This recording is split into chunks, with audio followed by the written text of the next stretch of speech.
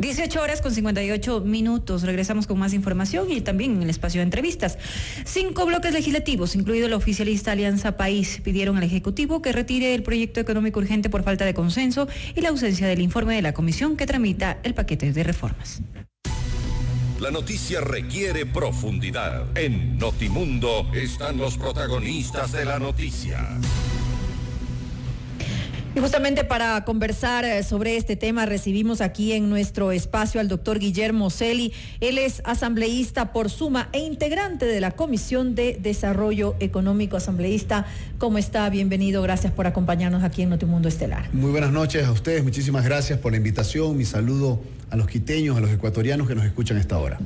Asambleísta, ¿de qué forma van a asumir ustedes su responsabilidad con el país en la Asamblea Nacional con relación al proyecto de ley económica urgente? Ustedes están pidiendo que el Ejecutivo retire el proyecto, que lo revise, que lo replantee y que lo envíe nuevamente a la Asamblea Nacional, solamente dejando lo que corresponde al tema tributario.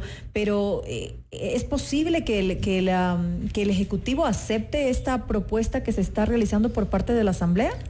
Mire, este proyecto de ley de urgencia económica, que yo le he llamado el proyecto de ley de más impuestos, golpea el bolsillo de los ecuatorianos y golpea el bolsillo chiro de los ecuatorianos para pretender llenar el bolsillo roto del gobierno. ¿De qué forma?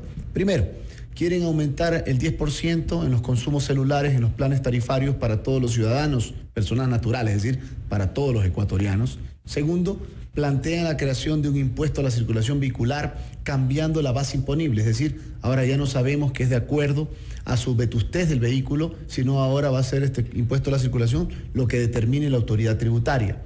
Tercero, incrementan el ICE a los camiones de 3.5 toneladas, que son los camiones que utiliza el sector agrícola, el sector de la pesca y el sector comercial para trasladar sus productos o sus enseres, lo cual es una barbaridad, porque eso incrementaría y golpearía el bolsillo de la gente.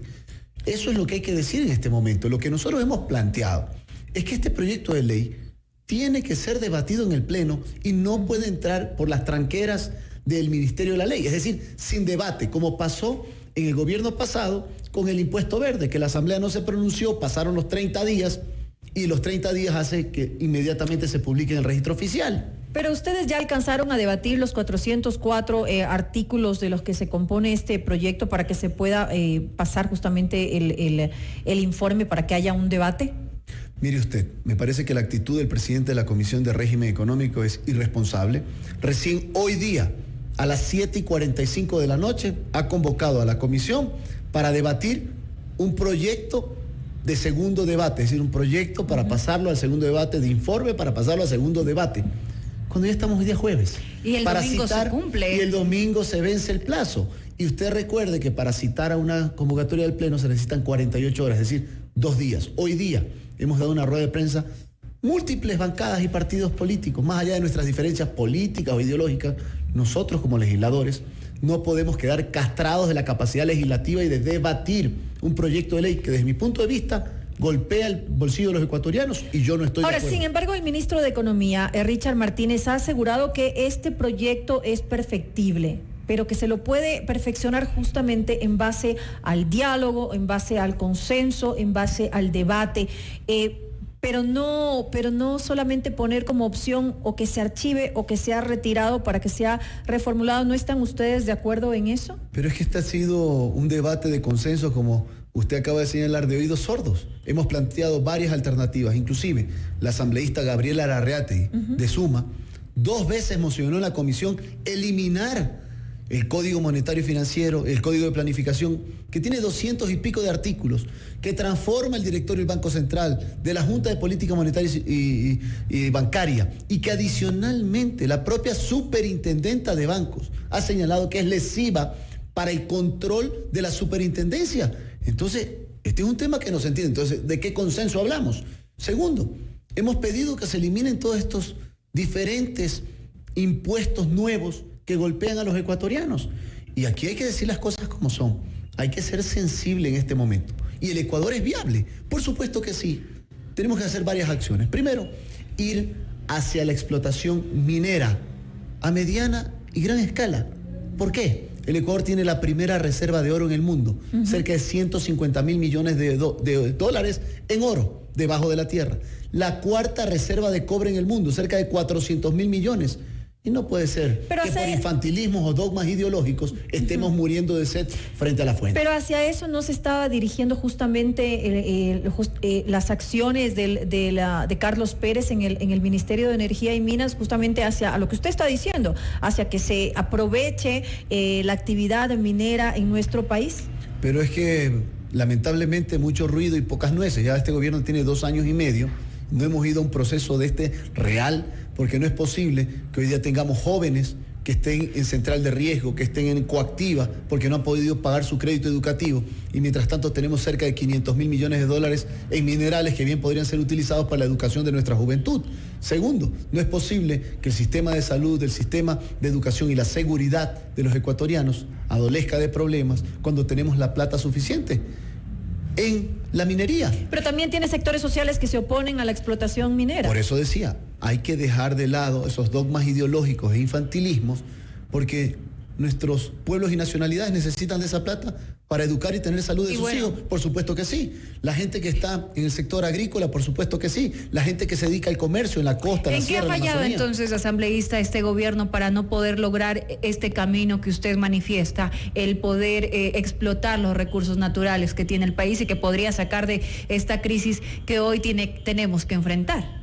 Yo creo que ha sido muy lento en la toma de decisiones. La parte de la transición democrática la ha hecho bastante bien, y hay que decirlo, pero la parte económica no la ha hecho en paralelo con la transición democrática, porque recordemos los inicios, entonces realmente no se tomaban decisiones, ahí había algún político que decía que no sabía si quedarse con la mamá o con el papá. Pero bueno, les queda 1 año y unos mesecitos más a ustedes. Meses, ya, estos 16 meses. ¿Cree usted que este tiempo sea necesario, sea el prudente para poder lograr los objetivos? Porque vendrá otro gobierno y tendrá otras reglas. Varias acciones. Estamos listos para aprobar en segundo debate la ley del emprendimiento. ¿Cuántos jóvenes, cuántos millennials necesitan que les den un apoyo económico para sacar adelante sus proyectos de innovación? Pero estamos creando justamente en esta ley del emprendimiento los capitales semillas, el capital ángel, que la empresa privada, el sector privado pueda dar este aporte, este apoyo para poder generar un desarrollo de la gente que tiene innovación y emprendimiento, como en el caso de los millennials, de la gente joven. Adicionalmente, consideramos que un crédito para un emprendimiento no puede tener una tasa de interés más allá del 6%, porque si no es mejor al 18, al 20%, regálenle mejor el negocio. Eso es una barbaridad. Por eso en el Ecuador, 8 de cada 10 emprendimientos fracasan en los 3 primeros años. Hay que cambiar eso. Estamos esperando ya que el presidente de la Asamblea convoque para segundo debate. Esta es una ley muy potente. Y simplemente, permítame concluir, esta semana arrancamos ya el debate de la nueva ley orgánica de turismo. Y solo para darle un dato exacto, hoy día el déficit del país, del Ecuador, está cerca de los 5.000 millones de dólares. Y en Colombia y en Perú, que hace 10 años arrancaron un proceso innovador en torno a la atracción turística, el superávit que deja la inversión a través del turismo está sobre los 6.000 y 7.000 millones de dólares. Ahora, asambleísta, lamentablemente, como usted lo ha dicho, este gobierno se ha demorado demasiado tiempo en tomar decisiones acerca del ámbito económico, pero eso ya está. Eso ya pasó, ya se demoró y ahora tenemos un proyecto económico urgente que debe ser debatido por la Asamblea Nacional. El país necesita un cambio, porque si no se hace un cambio, lo que va a pasar es que este gobierno va a tener que seguir a la deriva hasta que venga el siguiente a tomar la posta, digamos, y mientras tanto vamos a seguir endeudándonos, porque es la única manera de que se va a poder seguir manteniendo el gobierno. Lamentablemente no pasó la eliminación al subsidio de los combustibles, que le hubiera ahorrado 1.400, 1.500 millones de dólares, y eso le obliga ahora al Estado, y hay que ser conscientes de eso, a recaudar más. Lamentablemente es una realidad, y es una realidad que todos los ecuatorianos tenemos que reconocer. Está obligado a recaudar más. Nadie quiere que, por supuesto, ninguno de nosotros queremos que se nos toque el bolsillo, pero de alguna manera todos tenemos también que ceder un poco hasta cierto punto para que este gobierno pueda salir adelante y que el próximo gobierno no encuentre el barco a la deriva. Es que hay un error conceptual. existe en economía la curva de Laffer. Si usted más aumenta los impuestos, menos recauda. Cuando usted da incentivos a los diferentes sectores privados, que son los que generan empleo y apoyo al emprendimiento, más bien la recaudación sube porque el clima de negocio mejora y la gente empieza a generar actividad comercial, actividad productiva. Pero este hecho de meterle solamente la mano al bolsillo, mientras que siguen los ministros, subsecretarios, viceministros con guardias pretorianas recorriendo el país, que era igual que lo que hacía el gobierno pasado, ¿no? Es decir, no hay un recorte. Pero mire, a la final significativamente y económicamente no tiene un golpe muy fuerte en reducción de recursos, eliminando los viceministerios y las subsecretarías. Pero es un gran mensaje a los ecuatorianos de que el gobierno está ajustándose también los cinturones para poder entre todos ponernos de acuerdo. ¿Por qué siguen existiendo subsecretarios, viceministros, asesor del viceministro, del subsecretario? Elimine sus cargos. Que los ministros, que tienen que tener la capacidad de conocer sus carteras de Estado, trabajen con su equipo técnico y se acabó. Sería un mensaje muy contundente a los ecuatorianos. Asambleísta, justamente el día de hoy el presidente de la Asamblea llamó a las bancadas legislativas a deponer los intereses políticos y a facilitar la aprobación. Manifiesta que se debe trabajar hasta el fin de semana para poder aprobar esta ley, considerando que este domingo vence el tiempo para hacerlo.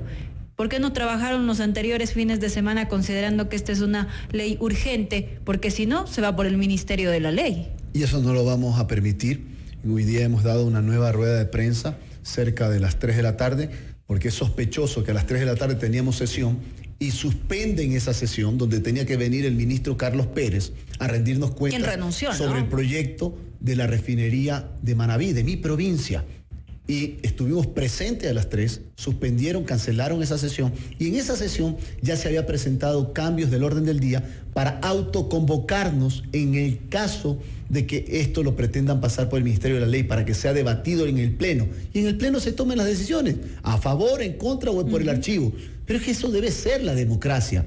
No podemos actuar de la misma manera como el gobierno anterior lo hizo en el caso del impuesto verde que pasó por el Ministerio de la Ley. De aprobarse la ley, sea por la votación del Pleno o por el Ministerio de la Ley, ¿qué vías constitucionales les queda a ustedes? Porque tienen otras opciones también para derogar o eliminar pues algunos artículos que no estén conforme a la norma suprema. Bueno, si pasaría, que no creo que suceda, que pase por el Ministerio de la Ley, porque estamos un grupo importante de cerca de 72 legisladores en este asunto de evitar que pase por el Ministerio de la Ley, es decir, sin debate alguno, y pase íntegra la ley como lo envió el Ejecutivo.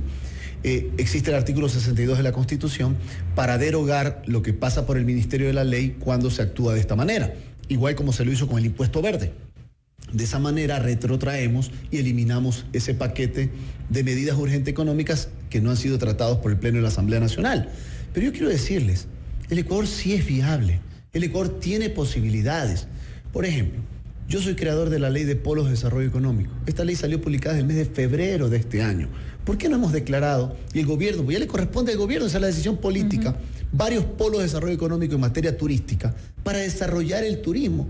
Yo soy un convencido de que si aquí empezamos a pensar que el sector turístico es un sector productivo, como lo es el banano, como lo es el camarón, se puede generar las fuentes de empleo y la riqueza que necesita el país. Por cada nueva habitación de hotel o de hostal se pueden generar entre 5 y 7 fuentes de empleo nuevas. Ahí está el reto. Vamos hacia allá. Hay cosas positivas, pero trabajemos con oídos abiertos, no diálogos de oídos sordos.